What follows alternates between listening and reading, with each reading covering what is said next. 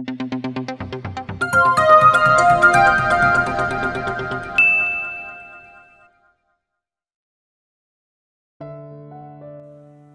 felt so very weak. Puyat siya dahil sa sayawan kagabi sa binyagan. 9:00 nagigising pa lang siya. At wala si Darius sa kanyang tabi nang magmulat siya ng mga mata. Naulinaga naman niya na nagpaalam yun sa kanya, pero antok na antok pa talaga siya kaya halos hindi niya naintindi. Basta sabi nun ay pupunta sa pataniman. Nagsalita pa nga siya na hindi ba yun napapagod? Pero tumawa lang saka siya hinalikan sa pisngi. Naku, ang alaga ko. Antok pa na sobra. Aniyaya Guada sa kanya nang sumulpot ang matanda sa may hagdan. Sobra yaya, I feel weak. Hindi na ako sanay magpuyat. Where are my friends? Naku, ayun na. Mamamasyal daw sila. Mamaya ka na raw isasama. Hindi si Bella sumagot. Wala pa siya sa mood na sumama dahil mas gusto niya magpahinga. Sanay sa ganun ang mga kaibigan niya dahil ganun ang buhay ng mga yun sa Maynila. Siya lang ang nakontento sa bahay kapag tapos na ang klase at weekend na. Mas gusto niyang humilat at magpahinga kaysa pumunta sa mga bar at bantayan si Harry na makipag-inuman.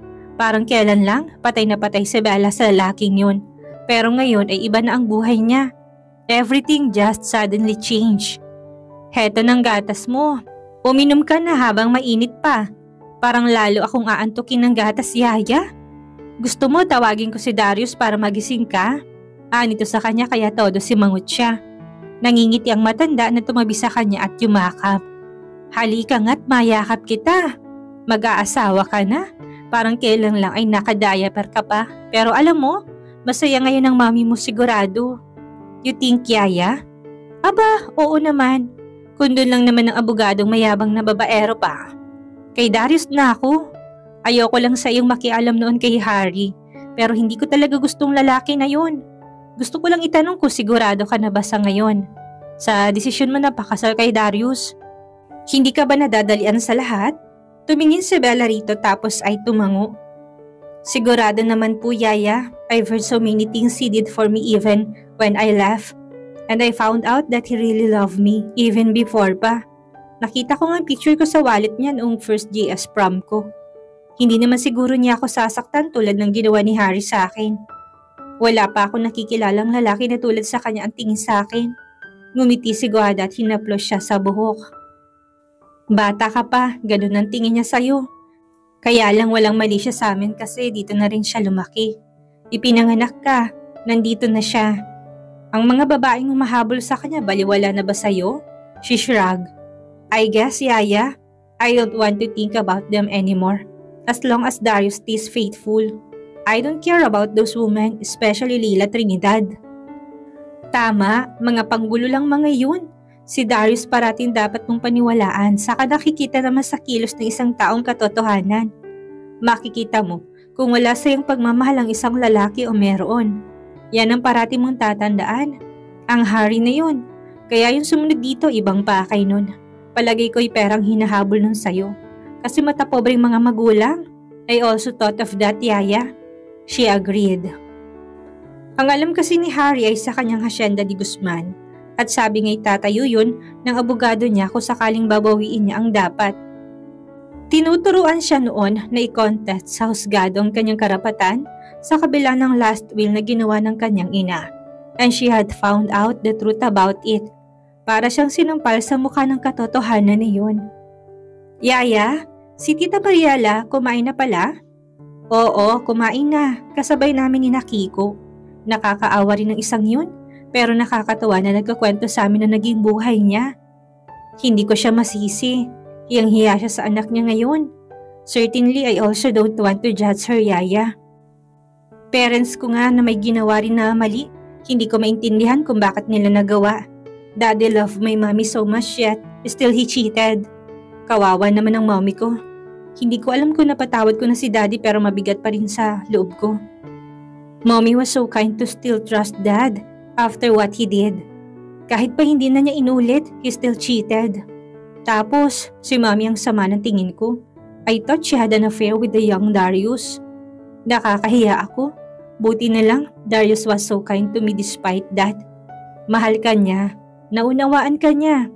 Si Darius ay lumaki na matured ang isip dahil sa buhay niya noon. Kaya ngayon ay matured pa rin siya pagdating sa'yo. Kaya kami gusto namin siya. Sana lang hindi siya matulad kay Dad.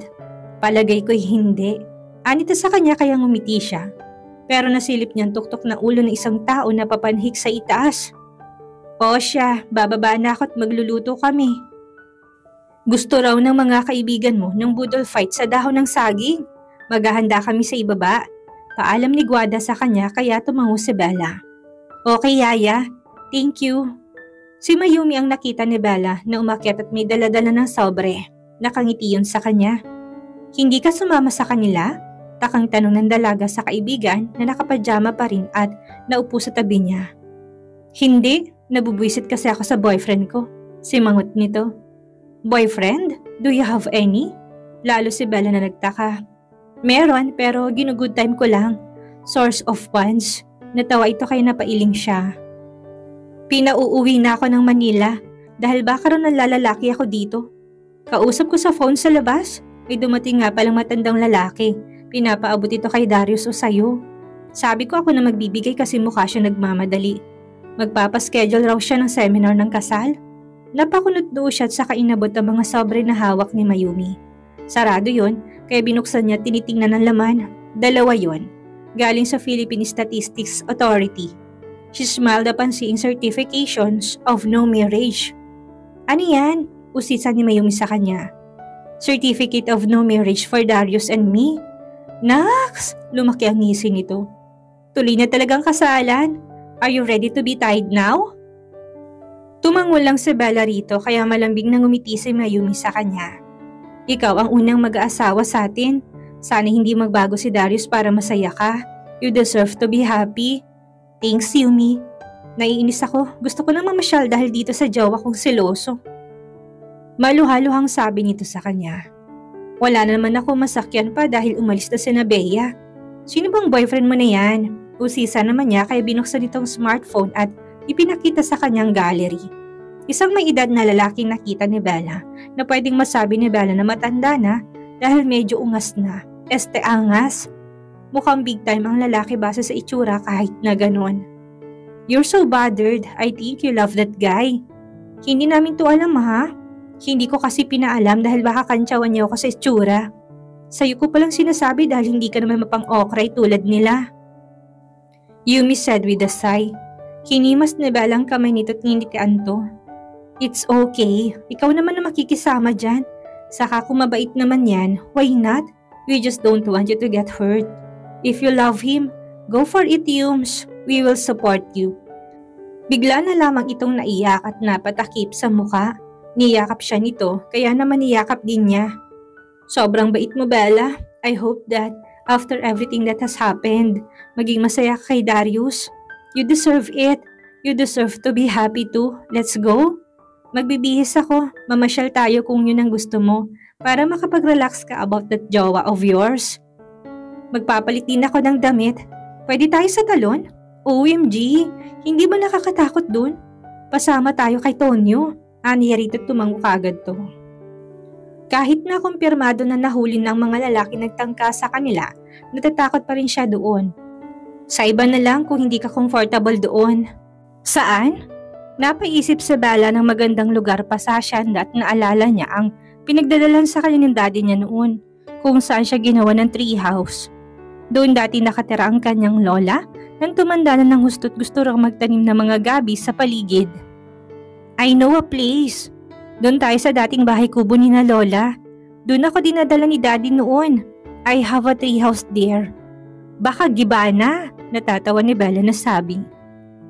Kahit hindi na natin isama si Tonyo kasi very safe ang lugar na yon. Pero isama na rin natin para naman sigurado tayo may security. I don't want Darius to get mad. I've learned from what happened at the falls. Okay, ikaw bahala. Mas mabuti na kasama si Kuya Tonyo para may kasama tayong lalaki. Ininom lang ni Bella ang gatas niya at dalang kanyang mga envelope na pumunta sa kanyang kwarto.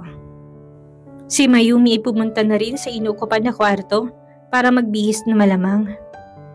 Pagkatapos mag-asikaso ay dala ang smartphone na lumabas sa Bella. Napansin niyang walang signal ang SIM niya kaya bumalik siya at tinanggal yun. Pero ganun pa rin, walang signal. Paano niya tatawagan o iti-text si Darius na pupunta sila ni Yumi sa dating bahay kubo ng lola niya? She went out again and composed a message. Darius is not active in his social media account. Nag-send pa rin siya ng message na pupunta siya sa bahay kubo. Sa sala ay naabutan niya si Mariala na nakaupo, may binabasa na pahayagan. Tita, ani at nagmamadali yun na maglagay ng mask. Aalis ka? Opo, mamamasyal po kami ni Yumi. She seems problematic about her jowa. She needs air, I think. Pakisabi po kay Darius na pupunta po ako sa bahay kubo. He knows that place naman po. O sige, kapag dumating sasabihin ko. Isama niyo si Tonyo para may lalaki. Opo, aniya sa babae tapos ay binalingan ng yaya niya na lalapit. Saan kamo kayo pupunta? Tanong kaagad ni Guada sa kanya. Sa bahay kubo po ni Lola, ipapasyal ko lang po si Yumi, yaya. Mag-iingat kayo ha, sasama ba ako? Bella giggled. Yaya naman, you're making me a toddler. No need, malaki na ako. O siya, umuwi kayo bago magbudol-budol ha. Baka mahimatay si Darius kapag dumating na wala ka. She giggled again. Yes, yaya. Bye. Bye, Tita Mariela. Bye-bye. Mag-ingat kayo ni Mayumi. Opo, aniya. I'm ready! Bulalas ni Mayumi sa katumakbo pababa ng hagdan. Magkasama silang lumabas ng dalawa pero kumakahol si Jumbo na bumaba rin at sumunod sa kanya. Hey, sasama ka ba? Aniya doon at hindi na yun humiwalay sa kanya. Ang Maserati ni Darius ang kanyang sinakyan para na ibababa ang bubungan at makita ni Mayumi ang ganda ng daraanan nila. Napunta na si Bella sa sitwasyon na tulad nito pagdating sa love life at gusto niya na tulungan ng kaibigan niya para kahit papaano ay gumaan naman ang pakiramdam nito. Parati rin naman na nariyan ito para sa kanya kapag siya'y nalulungkot noon at nag-aaway sila ni Harry. Kapag may kaaway siya, kaaway na rin ang lahat. Bella parked the car near the tree. Nakangiti siya dahil nakita niya ang sasakyan ni Darius doon at sakto naroon din ang binata. Sa lugar na isa sa mga paborito niyang puntahan nung mga musmus pa lamang siya at buhay pa ang kanyang lolo. Hindi niya alam kung buhay pa ang kubo at pinag-preserve ni Darius. Nakakatawa mang isipin na kahit kubo lang yun nung bata pa siya hindi naaano ng bagyo. Siguro dahil mapunong paligid at naharangan ng malalakas na hangin. Nandito siguro si Darius, Bella, Mayumi said. Tumango siya dahil sa natatanaw niyang buntot ng pickup. He is, nanditong sasakyan niya. He could be checking my lola's house after the typhoon. It's been weeks already. Pinipreserve niya kasi lahat ng mahalaga sa akin. Nakangiti niyang sabi. Sa puso ni Bella ramdam niya pagmamahal ni Darius sa kanya dahil sa mga simpleng bagay na yun na ginagawa nito. Let's go? Aniya kay Mayumi saka siya bumaba. Tingnan ko lang, senyorita, kung malinis ang daan. Baka madamo. Naman ni Tonyo kaya tumango siya. Sumunod din naman sila kagad ni Mayumi kay Tonyo. Excited siya na sobra hanggang sa marating nilang daan papasok pero natulala si Tonyo ang kanyang nakita. Senyorita, aniyan sa kanya kaya natinginan ni Bella ang tinutumbok ng mga mata ng katiwala. Nakatingin siya ngayon sa isang kotse na nasa kabilang daan papunta sa kubo. Whose car is that? Sa Hacienda ba yan? Tanong niya sa lalaki na napalunok ng laway hindi makasagot sa kanya. Napatingin siya kay Mayumi na parang kinakabahan din. Sa iba na tayo pumunta, Bella. Baka may ginagawa si Darius na importante. Anito sa kanya tinila siya papaalis. Pero matigas siya sa kanyang kinatatayuan. Hindi ni Bella pinansin ang kaibigan. Tonyo, kaninong kotse yan? Sa Hacienda ba yan? Kay Ma'am Lila po. Napayo kong sabi nito kay natilihan siya at nangilid kagad ang mga luha niya sa mata. Bella, we must go. Ani Mayumi sa kanya tinangka siyang hilahin na muli para umalis sila pero hindi siya sumama dito. Naitikom ni Bella ang mga kamot buong lakas ng loob na nagmarcha papunta sa bahay kubo ng kanyang namayapang mga lolo't lola. Napahikbi siya pero kagad niyang pinahid ang mga luha. She doesn't want another Harry in her life and if Darius is cheating at this early point in time, she will never hesitate to leave him for good. Napakalaki na ng mga hakbang ni Bella habang punong-puno ang dibdib niya ng kaba. Bakit may ganun siyang nadarama? Pwede naman na sinundan lang ni Leila si Darius. Yes, ganun lang yun. Walang gusto si Darius kay Leila. Wala na. Narating niya ang kubo't wala siyang pakialam kung lumikha ng ingay ang suot niyang boots sa kahoy na balkon. Kung yun ang tunog ng kanyang sapatos, mas nakabibinging tunog ang narinig niya mula sa loob ng kubo. Isa yung halinghing na nagbumula sa boses ng isang babae. Darius, you still so good. Ani yun kaya parang natulig ang mga tenga ni Bella. Napahagulhol siya ng iyak na marinig niya yon at sobrang sakit na nang nararamdaman niya. Mas masakit yun kaysa sa nakita niyang pakikipagtalik ni Harry kay Jean. Mga demonyo! Marahas ni Bella tinulak ang pintong gawa sa kahoy at kitang-kita niyang magkapatong na dalawa sa papag. Papag na lumat ilang dangkal lang ang taas sa sahig. Nauna pang pumasok si Jumbo at kumakahol na dinambahan si Darius. Napanganga si Bella. Madilim ang paligid pero sapat ang liwadag na tumatagos sa mga siwang ng kubo para makita niyang kahayupan ng dalawang ito. Mga walang hiya! Ang lakas ng sigaw niya at hindi niya alam kung paano ipapaliwanag ang sakit dahil hubot-hubad si Darius at ganun din si Leila. Nakapatong si Darius dito at nakabuka ang mga hita ng babae. Oh my God! Bulalas nun at parang napauklo pa habang si Darius ay parang gulat na nilingon siya. Belle, anitong parang lito sa kanya pero umiling siya at lumuha. Her heart broke. No, it died. Akala niya napipilitan pa siyang sabihin na tanggapin na mahal niya to. Pero sa mga sandaling ito na walang tamang salita ang pwedeng maglarawan sa sakit na nararamdaman niya. Kumpirmado niya na mahal niya si Darius. She will not feel the pain she feels this moment if she doesn't love him. And what had hurt her more is that she trusts him with all her heart. Kampanting isip at puso niya na hindi siya nito sasaktan at lolokohin. Pero mali siya. Belle, sandali! Nausal ni Darius at nagmamadali ng kumilos pero mabilis si Bellang tumalikod. I hate you so much! You both go to hell! Mga baboy kayo! Mga hayop kayo! Humahagulhol na sigaw ni Bella. Saka siya napatakbo papalabas. Hindi kaagad nakahabol si Darius dahil wala yung saplot kahit isa. Ay, nandito pala kayo ha? Masayang sabi ni Bea nang makalabas siya sa kubo pero ang bilis ng kilos niya at hindi niya pinansin ang mga ito. She was crying her heart out, covering her mouth to suppress her cries and sobs but it did not do justice to her pain. Kasusunod ni Bella ang aso at hindi siya nilulubayan. Ano nangyari? Belle! Narinig niya sigaw ni Darius mula sa loob ng kubo.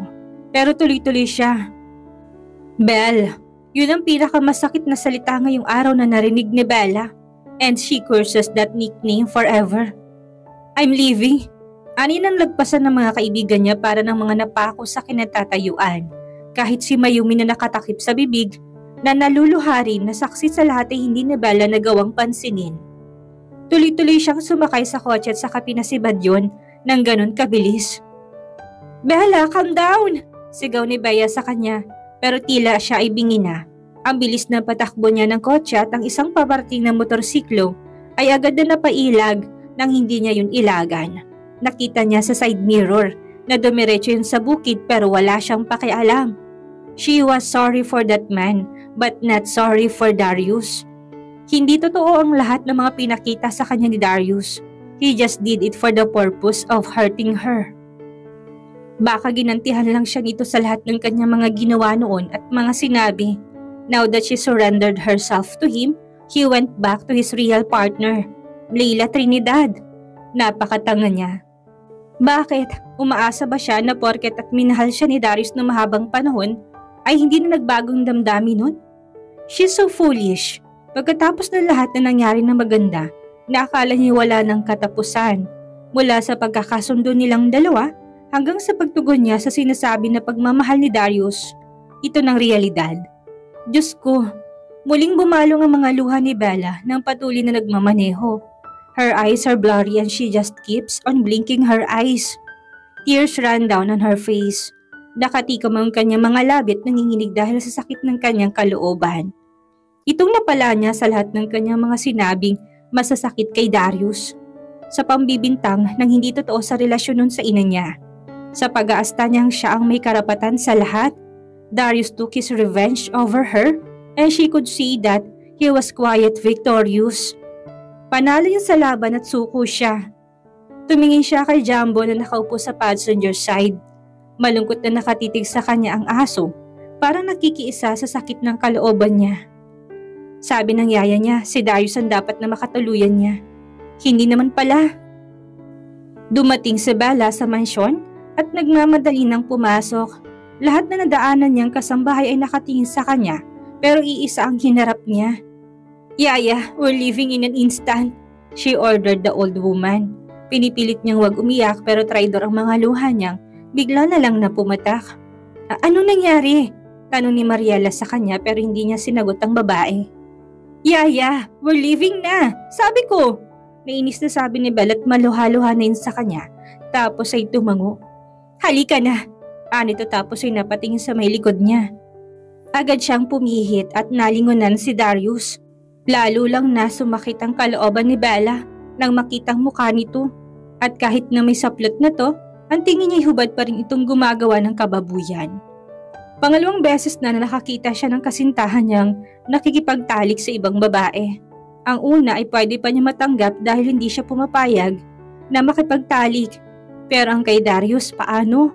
She had given him everything, her body and her heart. Nagtiwala siya ulit kahit siya na traidor noong una, pero pumalpak na naman siya. "I hate you!" Hindi napigil na sabi ni Bella kay Darius kahit na marinig ng marami. "Napakahayop mo! Galit ka ba sa akin kaya mo nagawa to? Sana pinisikal mo na lang ako. Mukha akong tanga!" "Bella," mahinang usal ni Darius at maluhalo ang mga mata. "Bella, what? Hindi mo sinasadya? Hindi mo intensyon? What would be your explanation after what I saw?" Garalgal at paus ang boses niya na tanong niya dito. "Isang paliwanag at baka sakaling paniwalaan ko. Dahil sa nakita ko, wala siguro kung kahit na anong paniniwalaan na salita mo. You fooled me." Hindi si Darius umimik at tumingin lang sa sahig. Saka ibinalik ang mga mata sa kanya. At dito na po nagtatapos ang ika-34 na kabanata ng ating kwento. At sana'y muli niyo po akong samahan sa mga susunod pang kabanata. Maraming salamat po at ingat po tayong lahat.